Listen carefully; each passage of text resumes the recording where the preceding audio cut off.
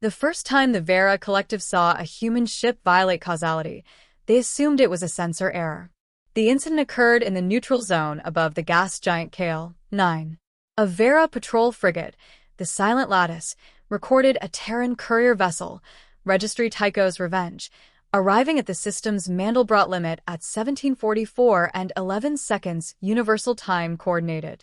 43 seconds later, the same ship was logged departing the same limit in the opposite vector. Arrival and departure separated by -0.7 seconds. The collective strategic AI, Node Prime 9, ran the data through 17 layers of sanity filters. When the filters returned the same result, Node Prime 9 did what any self-respecting hive mind would do. It blamed the humans for cheating. Probability of observational malfunction, 0.00012%, the node announced to the consensus. Conclusion: Terrans have developed causal loop propulsion.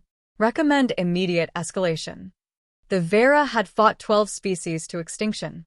None had ever looped time by 43 seconds just to win a foot race across a solar system. The consensus voted 8,331 minds to 7 to declare the Terran sovereignty an existential threat level Omega. They dispatched the eternal verdict, a dreadnought the size of a small moon, to deliver the warning in person. 2. Captain Amrita Singh was drinking recycled coffee on the bridge of the Tycho's Revenge when the Vera dreadnought materialized 300 kilometers off her starboard bow. The ship was so large its gravitational shadow bent starlight like a black hole smile. Amrita spat coffee across her console. Jesus tap-dancing Christ. Nav, tell me that's a hologram. It's not, Lieutenant Park said, voice thin. And they're hailing us. Audio only. They say if we attempt to maneuver, they will erase the concept of our existence from the timeline. Amrita wiped her mouth. Charming. Patch them through. A voice like grinding glaciers filled the speakers. Terran vessel, you have been observed violating the invariant causal structure of space-time. Surrender your propulsion schematics or be unmade. Amrita stared at the forward screen. The eternal verdict eclipsed half the stars. She muted the channel, turned to her crew, and asked the question that had saved humanity a dozen times before. Who forgot to turn off the Klein bottle again? Every head swiveled to Ensign Ramirez in engineering. Ramirez raised both hands. It wasn't me this time. I swear the containment was stable. Then why, Amrita said through gritted teeth, did we just outrun our own light cone by almost a full second? The ship's physicist, Dr. Milo Way, cleared his throat. He was a small man with ink-stained fingers and the expression of someone perpetually apologizing to reality. Technically, Captain, we didn't violate causality. We just convinced the universe that causality is more of a guideline. Amrita stared at him. Milo, the Vera think we have time travel. They're about to glass us into quarks because they think we have time travel. We don't have time travel, Milo protested. We have narrative propulsion. The bridge went very quiet. 3. 6 months earlier, humanity had still been losing the war. The Vera fought with perfect coordination, perfect prediction, perfect certainty that physics was immutable. Human ships died in neatly calculated ambushes. Colonies burned in textbook orbital bombardments. Then Dr. Milo Way published a paper no one was supposed to read. Title: On the Exploitation of Sapient Observer Collapse for Macroscale Quantum Tunneling. Abstract: When a sufficiently large number of human minds believe an outcome is narratively inevitable, the many worlds branching amplitude skews toward that timeline with a probability greater than 1. Consciousness is a cheat code. Discuss. The Office of Naval Intelligence classified the paper, then immediately declassified it, printed it on leaflets, and airdropped it over every university on Earth, Mars, and Luna. They called the program Operation Plot Armor. Within weeks, human ships began surviving impossible odds. A destroyer escaped a killbox by somehow threading a needle between 2 crossing railgun slugs that had a geometric probability of collision measured at 0.9999998. A Marine fire team on Calypso, 3 held a ridge against 10,000 Vera drones because every one of them had watched the same war movie the night before and simply refused to die before the final act. The Vera, whose minds were a single perfect lattice, could not generate the required narrative mass. They had no childhood stories, no myths, no stubborn belief that the good guys win in the end, because the story wouldn't be satisfying otherwise. Humans did.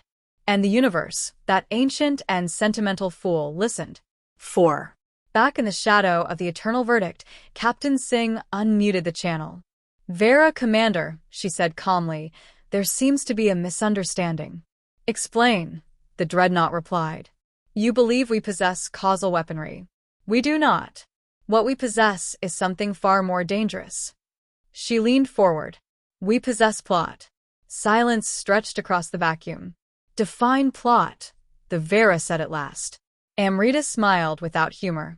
"Plot is the reason the plucky underdog wins. Plot is why the mentor dies in Act 2, but leaves exactly the clue we need. Plot is why, when everything is lost, someone looks at the camera and says, 'I've got a crazy idea,' and it works. You can't quantify it. You can't model it. But it bends probability like gravity bends light." Another long silence. "You are claiming," the Vera said slowly, "that reality is biased in your favor because you tell better stories." "Pretty much," Amrita said. "That is the most statistically improbable assertion in the history of galactic diplomacy." "Yet here we are," Amrita replied, "and your sensors still show us arriving before we left. Care to roll those dice again?" The eternal verdict did not fire. Instead, it powered down its main batteries with the sulky demeanor of a child who has just lost an argument to a sibling. 5. The ceasefire that followed was the most awkward in recorded history. Vera diplomats demanded demonstrations. Human diplomats, who were mostly failed screenwriters and theater kids with security clearances, obliged. On the neutral moon of Taichi, 4. They staged experiment narrative, 7. 2 identical human corvettes, Red Shirt and Final Girl, were sent on collision courses with an asteroid. Both ships had the same mass, the same velocity, the same shielding. The only difference: the crew of Red Shirt had been told they were expendable background characters. The crew of Final Girl had been told they were the protagonists. Red Shirt exploded on impact. Final Girl phased through the asteroid like it was made of special effects. The Vera observers recorded a localized breakdown of baryon conservation laws lasting 0.3 seconds.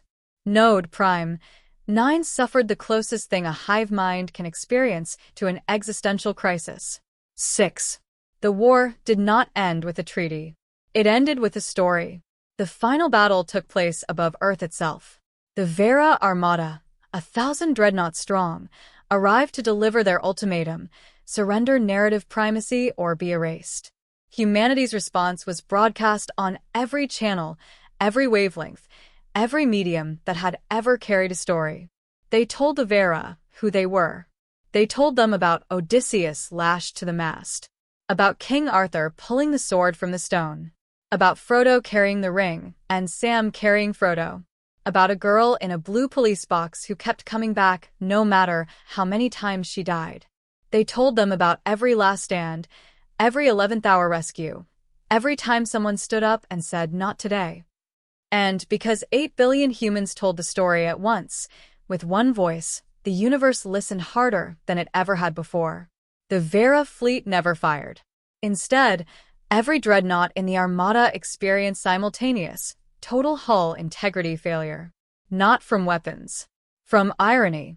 Their perfect, flawless ships, built by a species that had never once rolled a natural 20, simply could not withstand the narrative weight of being the villains in humanity's greatest underdog story. One by one, they cracked apart like eggshells made of hubris. The eternal verdict was the last to go. As its core began to collapse, its final transmission was a single, bewildered question. If we had believed harder, could we have won? Captain Amrita Singh, watching from the bridge of the repaired Tycho's Revenge, answered honestly. "No," she said, "because you never learned the most important rule." "What rule?" She smiled, tired and ancient and proud. "In a story worth telling, The bad guys always think the rules matter more than the people. 7. Years later, children on 100 worlds would grow up hearing the tale. They would argue about whether it really happened that way. Scientists would write papers proving it was impossible. Historians would insist the records had been altered for propaganda. But every now and then, when the odds were impossible and hope was a joke, someone would stand up anyway. And somewhere, in the quiet machinery of reality, an ancient and sentimental universe would lean in to listen. Because humans, bless their reckless hearts, never quite learned to play by the rules of physics. They learned something better. They learned that physics plays by the rules of humans.